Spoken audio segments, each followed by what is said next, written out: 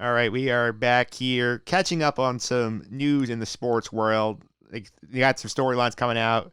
Mets sale, potential next season storylines for NBA, NHL, the return of college basketball.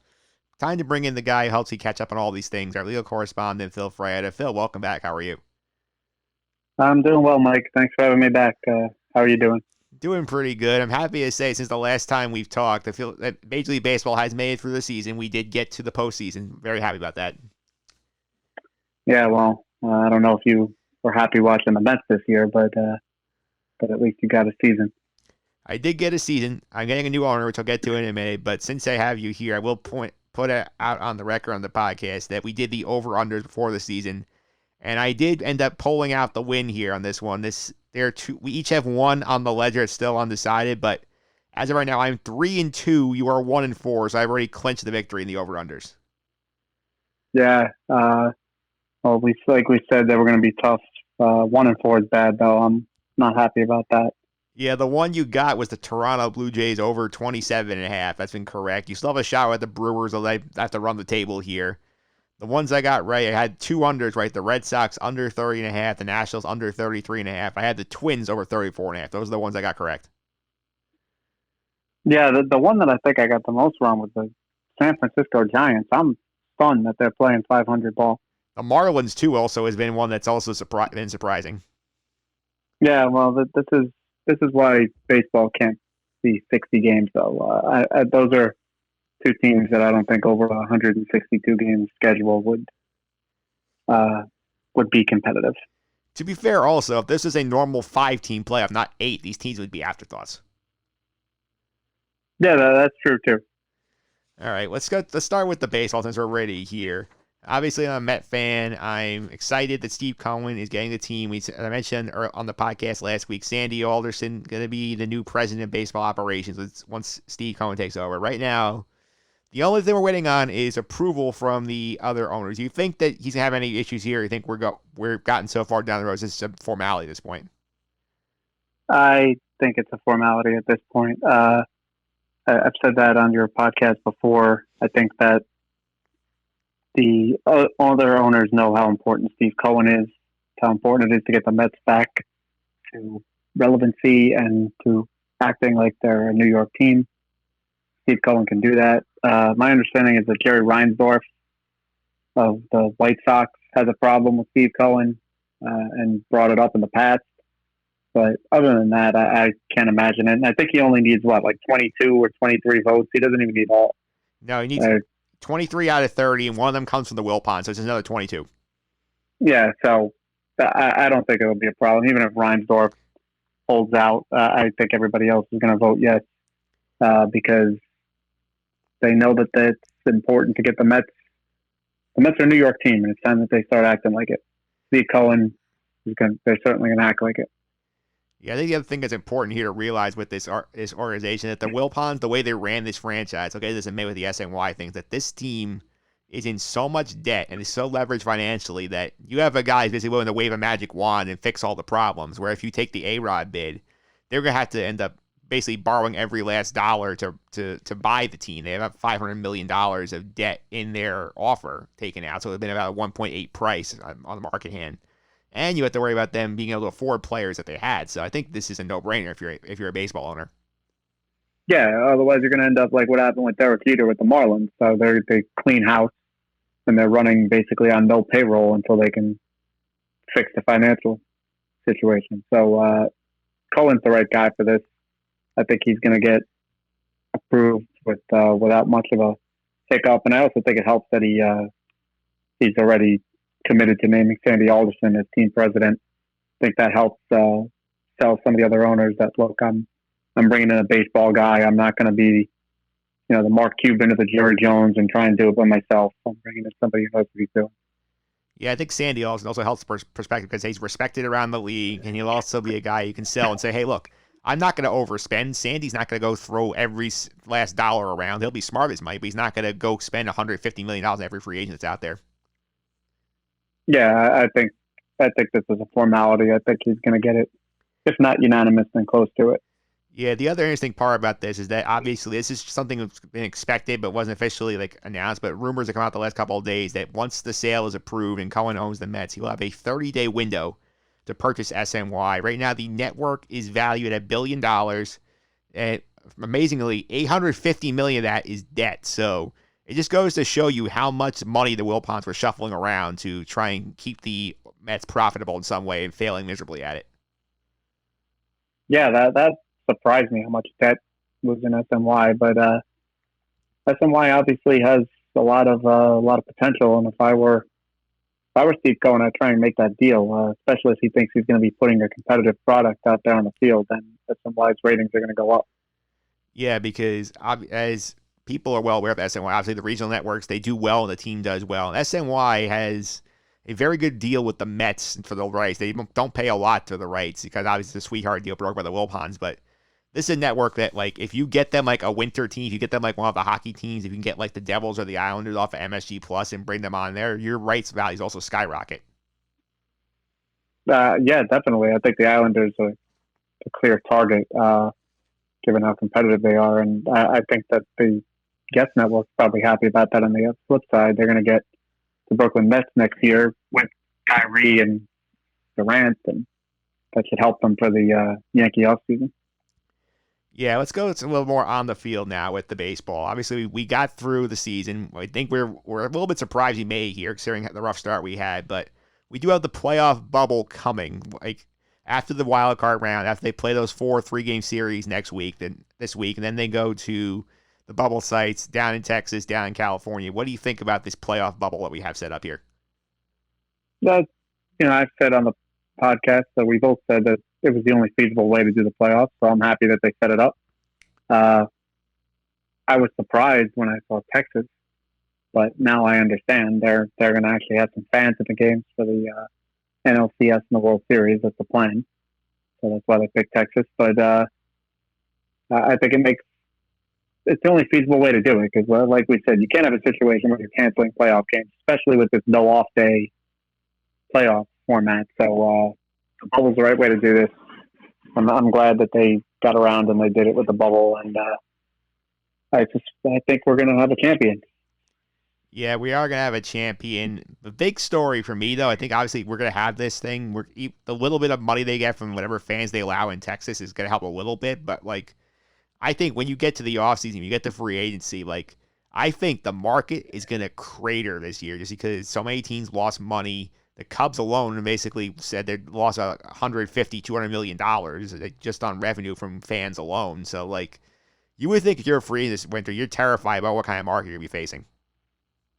Yeah, I wouldn't want to be a free agent. I would see if I can get an extension, honestly. And I could see a situation where a lot of free agents sign those kind of short-term deals. So, to go back to the Yankees, I could see a guy like Tanaka coming back on a 1 or 2 year deal.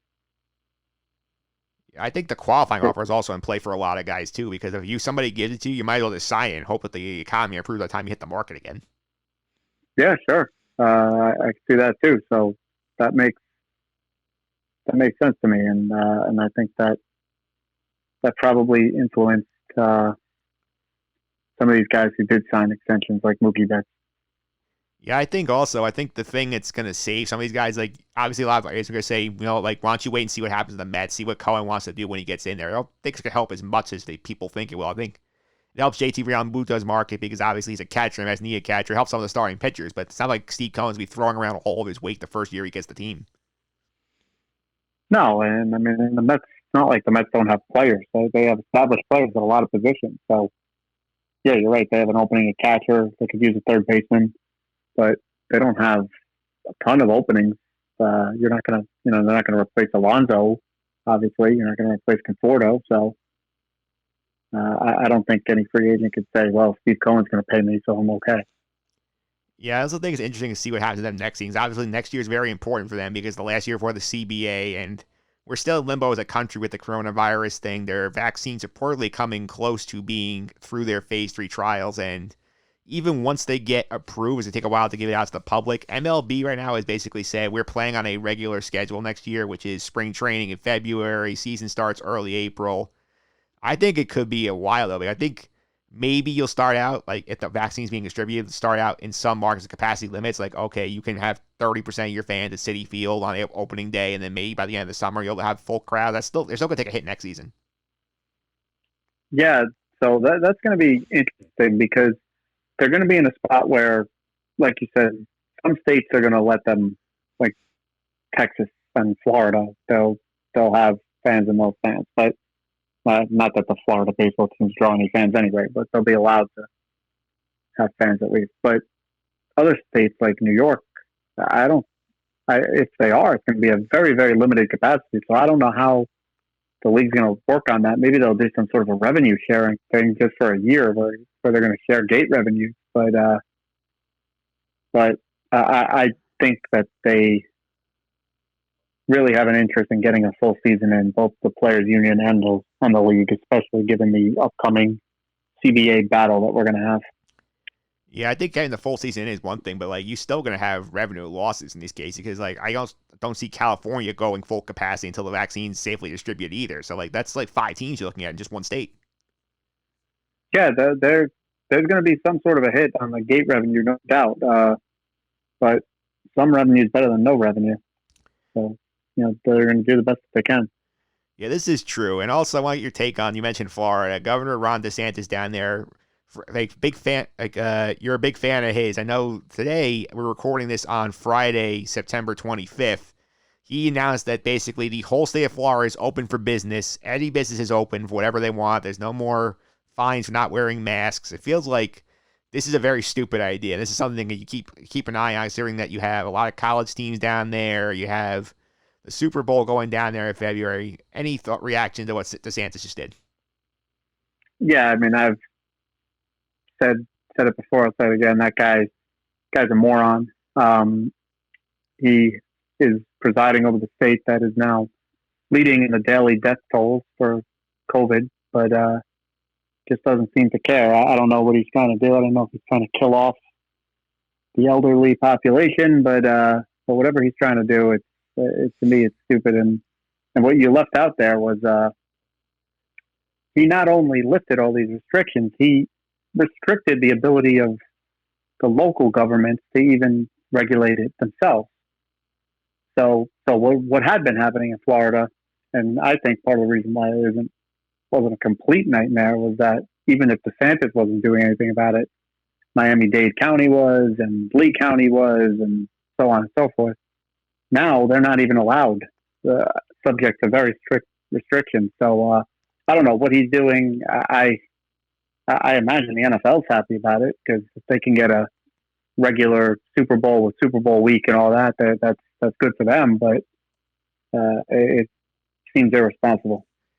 Yeah, I mean, to me, I know we don't usually go down this road. I feel like it's definitely a political move to try and help out like the campaign down there, try and help the president get reelected and say, oh, look, Florida's back to normal, the virus is going down. But like, in terms of like a business sense, like, is this something you think I know all 3 NFL teams down there have the ability theoretically to host fans. Do you think this would be something where, like say the Dolphins say, oh, we can just up our capacity now? I think they'll just stick with what they already have planned. I think they're going to up. I think they're definitely enough, because I think that those owners want people in the stands. So I wouldn't be surprised if you have full Dolphin games within the next couple of weeks. And same thing with University of Miami games and Florida State games and so on and so forth. I think that's what's coming. And I'm not happy about it, but that's what it is. On the political thing, I know that's not really the point here, but I actually think it's going to backfire. Trump is not doing too well with when you look at polls of senior citizens for obvious reasons. They're obviously scared for their own health. I don't think that Trump's right-hand man, DeSantis, basically sacrificing them for the good of the restaurant industry, is going to help Trump too much in that state. Yeah, we'll leave the political stuff to the side for now. Let's go to some of the other sports I wanted to talk about here. NBA, the NHL, they're coming down the pipe. They're wrapping up their seasons right now. The NHL is going to be done by the time this drops, most likely. NBA will be having another week or 2 out, and they both right now have talked about delaying the season next year, but they want to play a full 82-game slate. What are your thoughts on that? Well, I think they have to delay because these players they're not used to having this little time to recover and prepare for the next season. Uh, so, normally NBA season would end in June, and then they've got July, August, September before they really have to start ramping it up again. So they got a couple months to kind of get their bodies back in shape. That's not going to be the case now. So they have to delay. So I don't think they really have a choice but to do that. So my thoughts are they're doing the right thing. Yeah, my thing is more the delay obviously has to happen, but the full 82 I think is a stretch just based on the timing that these seasons start, especially like the NHL has said late December, early January. NBA said maybe as late as Martin Luther King days. They want to try and get the fans in the buildings, but like I don't know how you're doing that and protecting player health if you're going to be because you're going to need a lot of back-to-backs. You want to try and have this thing not go until next September again. Now, you're probably going to end up in a spot if you do that where you're going to have a lot of those so-called rest days for the stars. So, Maintenance days. LeBron's, maintenance days. LeBron's maybe only going to play 80% of the games in a given week, things like that. But I understand what they're trying to do and why they're trying to get the full season in. It is going to be tough. I think it's going to be tough. I think also nothing you have to worry about right now is obviously the bubble ain't happening during the regular season. We've heard that the NHL players have said, like we would not do a bubble for the full regular season. It's just too much. It's too long. People be away from their families. And we've seen MLB had issues with it. The NFL seems to have gotten their act together a bit. Do you think these two leagues have figured out enough from what they've seen from the other guys going on saying, hey, like, if we set our schedule up in January, and even if we don't have the fans, we'll still travel pretty much like from city to city and not be worried about like hubbing up here or there? Yeah, I think it was demonstrated that this is it's feasible. I think that baseball showed that it's feasible to do this if you have the adequate testing and you put the restrictions in place and people actually follow them. It's feasible. So that's exactly what I think they're going to do. But the one thing that I will say is what we haven't really seen yet, and I guess we're going to start to see it with the NFL, is baseball had that very limited travel. Nobody was going cross country. I don't know how that's going to impact things. Yeah, the travel is definitely a concern. Also, one thing Pete Considori brought up last week, we were talking about this a little bit, and we're talking hockey, is like right now the U.S.-Canada border is still open. I think that's a big problem, especially in the NHL when you have 7 Canadian teams. It's like you need to be able to have the border over the NHL, especially to start the season. The NBA could see, okay, we'll plop the Raptors somewhere and just go from there. But like, it's kind of hard to do that with 7 Canadian teams. Yeah, the NHL, if they don't have the Canadian border, I don't know how they're going to play. They're just not going to be able to. The NBA, easy enough. You saw what baseball did. You just take the Raptors, you throw them at Buffalo, and you're good to go. But I don't know what the NHL will do. I think they'd have to postpone or cancel the season. The NHL, one theory I've heard, I think it's interesting, is like maybe for 1 year they sort of do like a geographically based schedule, except like they basically have a division of Canadian teams only, where the 7 Canadian teams only play each other. So that's something they could do to buy themselves some time until the border opens if they wait. If the Canadian government lets them do it, I don't know if the Canadian government's even allowing that kind of thing. They have far more restrictions than we do with respect to COVID. And then in terms of like the teams within Canada just traveling and playing each other, not going across the U.S. border. No, I understand that. I'm not even sure if that the Canadian government would allow that. I'm not just unsure completely. I don't know what Canada's restrictions are with sports being played in the country at all.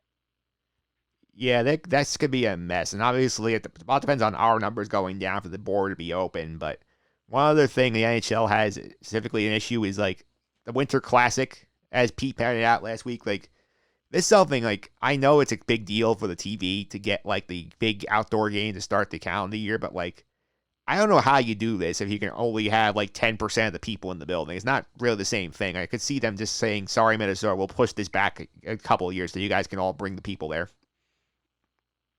Probably, although, I mean, the fact it's outdoors, I guess, is better than being indoors just in general, but I think that's right. I think they may push it kind of like baseball. Got the wherewithal to push that Field of Dreams game. Just doesn't make sense to play that game without the fans. Same thing with the Winter Classic. Yeah, I mean, I could see them doing something smaller on an outdoor scale for television, but maybe like it's not because it's something where you could. The whole idea is like, okay, there's 80,000 people in the building to watch this game. It doesn't have the same feel if there's 13,000 people spaced out wearing masks. Yeah, so I think that's right. Maybe they'll do something just for TV, but I think they'll push the actual classic a year. I think that's probably the right thing to do. Yeah, the NHL also has some other issues here. Pete pointed out last week the expansion draft next year. They're having Seattle join the league following next season. So it's tough. I think something the NHL realistic think about with the shorter season is like, can we really go our full length and then expect this expansion team to draft its roster and then put our season together in like 3 months? I don't think that's fair to that group. No, it's not. But what are you going to do? I mean, some of this is just not. We're not living in a perfect world. I think that's the best way to put it. So I think that it's basically, look, Seattle, you want to get in this league and start playing, then this we really can't do anything else for you. This is what we have to do. So I know it's tough, but it is what it is. Yeah, I also think the other thing these leagues need to consider, especially like next summer, like I think it's worth it for them to consider just biting the bullet, doing a shorter schedule, trying to get back on your regular calendar as soon as possible. Especially because as of right now, and this still could change depending on the state of vaccination around the world, the 2020 Olympics got pushed back here to 2021 in Tokyo, Japan, and like that's something that's a TV monster wherever it is, and like I don't know if you're the NHL and the NBA, do you really want to be competing with the Tokyo Olympics on TV wise? Because your ratings were already not great in the summer because people have things to do other than sit in front of a TV and watch sports. So I think for me personally, I would tell Gary Bettman, so look, let's play a shorter season, sort of have geographically based travel, and get our calendar back on schedule and try and be back to normal dates by 2021, 2022. I think that's the way I would play it. I see your logic there, but I think the concern that the owners have there is that they're going to be saying, well, wait a minute. We're hearing that from FDA that we could have this vaccine fully administered by middle of 2021, such that we can, quote unquote, return to normal. So we don't want to lose that revenue. If we can extend it to manipulate the schedule such that we're playing in July and we can have a sold out arena for the finals and the Stanley Cup playoffs, then we're going to do that because we want that revenue. And I think that's really what's probably going on here. They're probably eyeing that as the time where they can get everybody back. I get, and have a sellout again. Yeah, I get that motivation to get the gates open and get people in the buildings. At the same time, you're looking at it like your TV ratings are still going to take a massive, massive hit. And like, this is not a sport where hockey's not made to be played in the middle of the summer, and neither is the NBA. Because like the NBA, you're also going to have people like saying you're competing with the Tokyo Olympics. All the players are going to go want to play in Tokyo next year. I get obviously they have contracts. They're playing the playoffs. They can't, but like. It's something I could say, you know what, like, let's try and, maybe go January to early July. That way they can get out instead of, like, going January to late August again. Yeah, I think that the leagues are going to prohibit their guys from playing in the Olympics, to be honest with you. And I'm still not even sure the Olympics are going to happen. And I don't like to say that because I like the Olympics, but are we going to be in a position to have athletes traveling from all different countries and congregating in the same spot? I don't know. I don't know if that's so. I'm not sure if there's going to be an Olympics. Yeah. But if there is, I don't think the NBA is going to let their guys go. Yeah, I don't think the NHL would care either because I know the NHL has a future problem with the Olympics. I think it's 2022 is their Olympic problem. But like right now, I think like I get like they're always like, hey, we'll go, but like they also have the TV issue with NBC. NBC carries their games and NBC carries the Olympics. So if both are going on, the NHL gets short shrift. That's true. From the hockey perspective, they may have to worry about that. I think the NBA would be happy to compete with the Olympics. Yeah, and one other thing, obviously you mentioned, we talked a lot about the arenas, which is a big deal, and we know in the long term, the big market teams, the New York Rangers, the Toronto Maple Leafs, they'll be fine. Pete has brought up a theory last week. I'll also get your take on this. Like, obviously, these teams in the smaller markets that rely on the gate a lot, they take a big hit here. Do you think that maybe down the line we'll see some of these markets and teams being forced to relocate if they can't recover from this? You think this could lead to a new wave of teams like moving into different markets to try and start over? Yeah, I do. I think that's very possible. For the reasons you said, it's no secret that some teams are more profitable than others. So I'm not sure how long those teams can withstand this kind of revenue loss. Yeah, we're not talking about the big markets. Like obviously, like the NHL example we talked about last week, like the Carolina Hurricanes have always had trouble selling tickets in good times.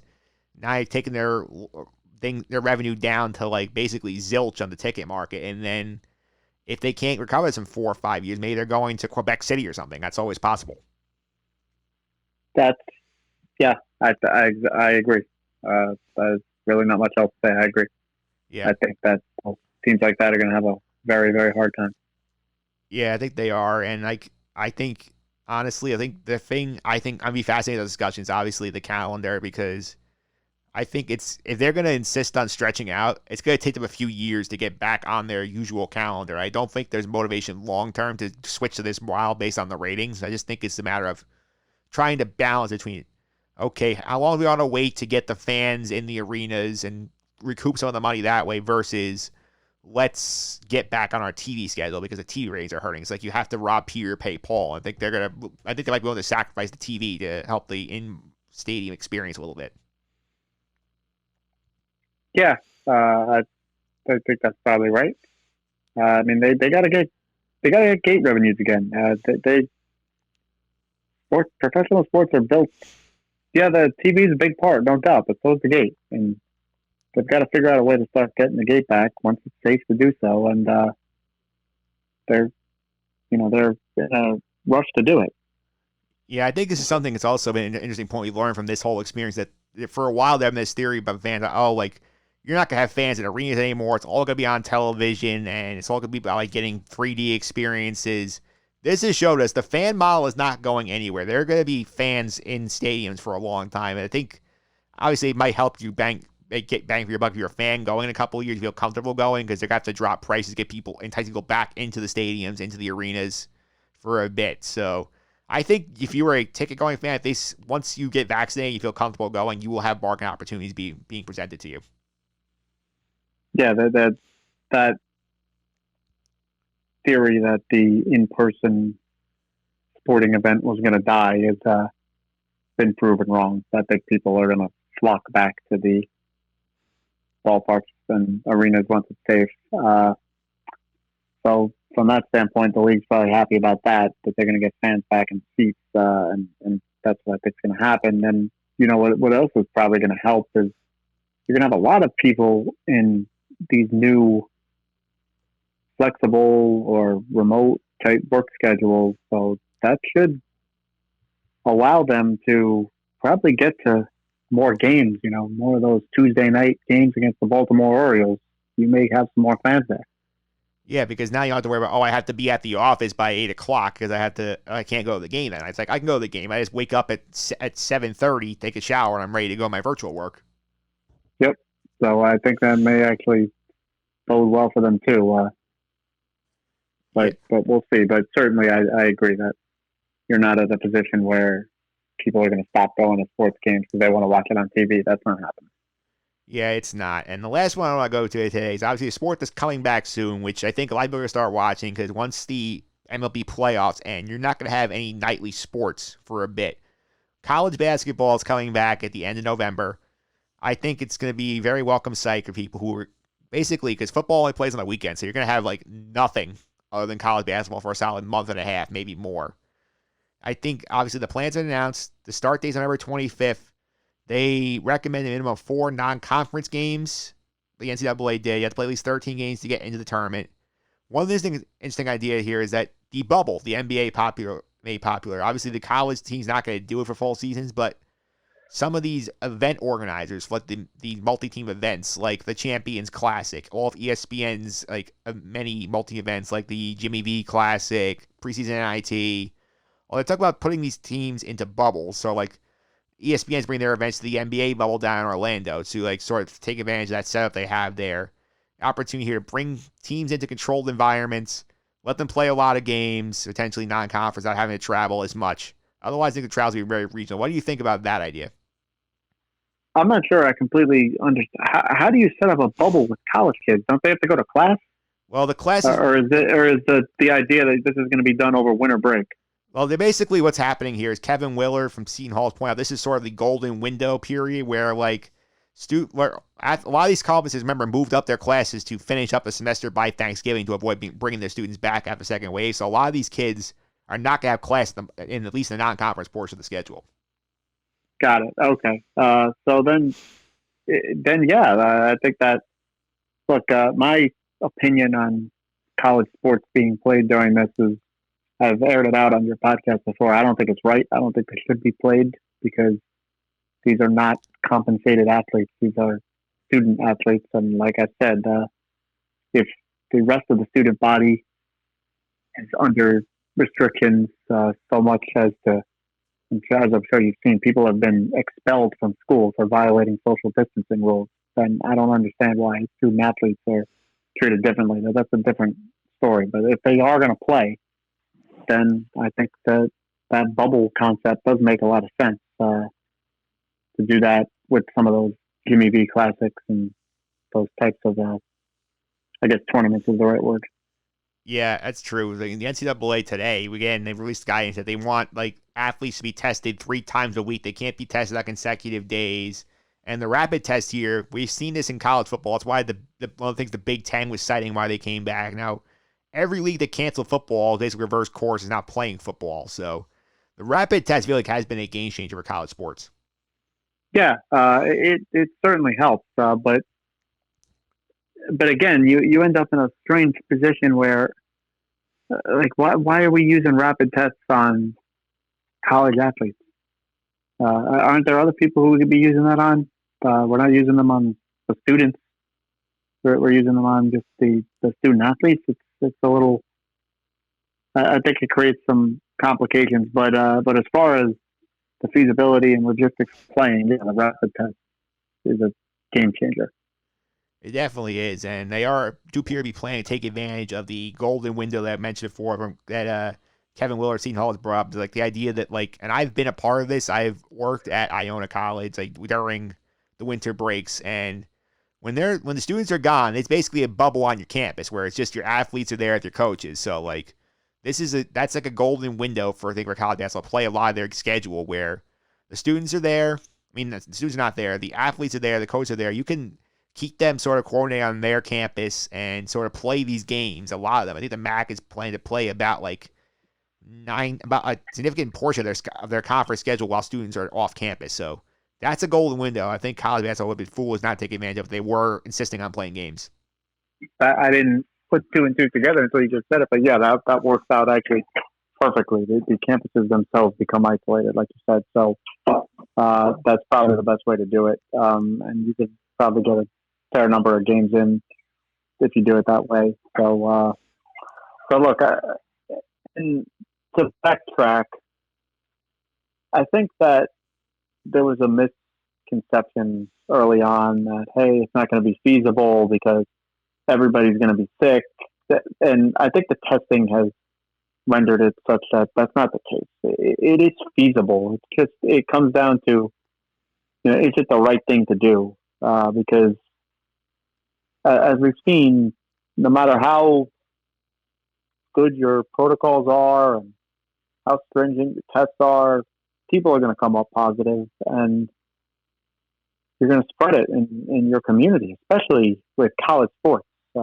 Colleges are now hotbeds for COVID to the point where I've heard a lot of public health experts recommending that we just leave the kids there.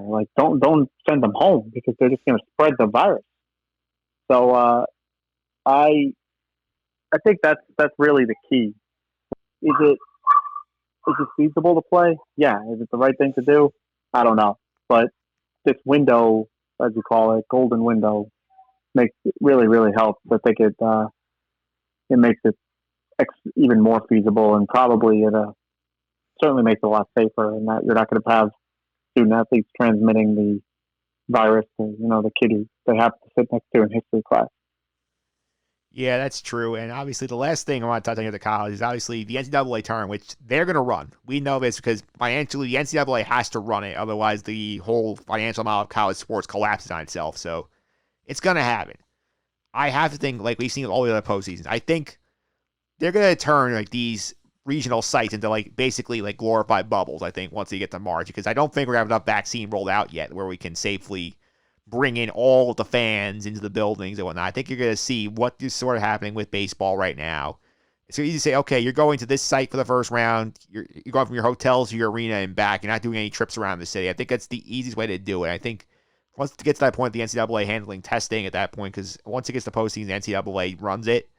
I think you're going to get a full NCAA tournament way, like maybe a few minor tweaks. Maybe the first four goes out of date and goes to a different site, but like I think this is going to be NCAA bubble edition.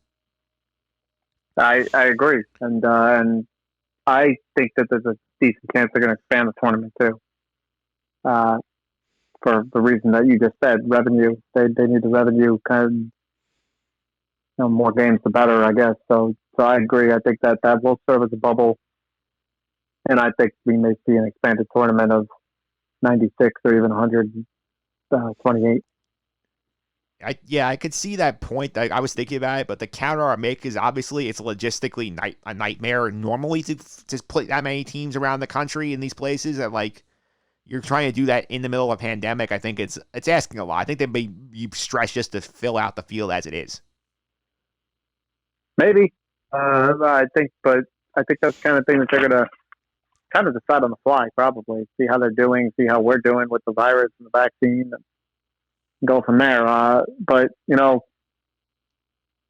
vaccine is going to be very interesting because we'll see when it comes out, is it approved, and then how quickly can we get it distributed, and are people actually going to take it? So I think that'll all be very, very interesting stuff, and it's really hard to predict right now with what's going to happen.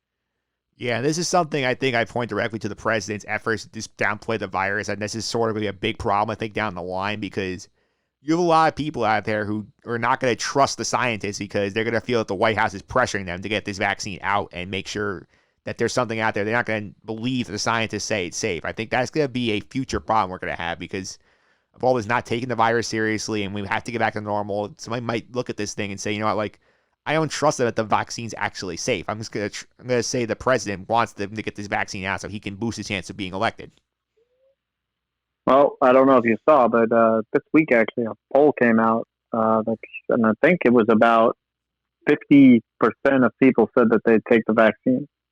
That's not enough. I think we really need it closer to 75. So hopefully that changes, but yeah, there's a lot of people who are worried that it's kind of it's interesting because it's kind of got people on both sides, right? So you've got people on the Trump side who say, "Oh, why would I get vaccinated for this thing? It's not even a big deal. It's a hoax, made up, etc." It's the flu. And then you've got people on the other side, the anti-Trump people who say, "Well, I don't trust this vaccine because I think Trump is just telling the FDA to approve anything." So if I were a sports league, I wouldn't bank on the vaccine being the miracle cure because I just don't know if enough people are going to take it. It's certainly a future discussion worth watching. But Phil, thanks for all the time. I really appreciate it. All right. Well, thanks, Mike. Happy to pop on whenever, and looking forward to getting on for NFL picks at some point. Yep, I'll do that in a couple of weeks. Thanks again, Phil. Thank you.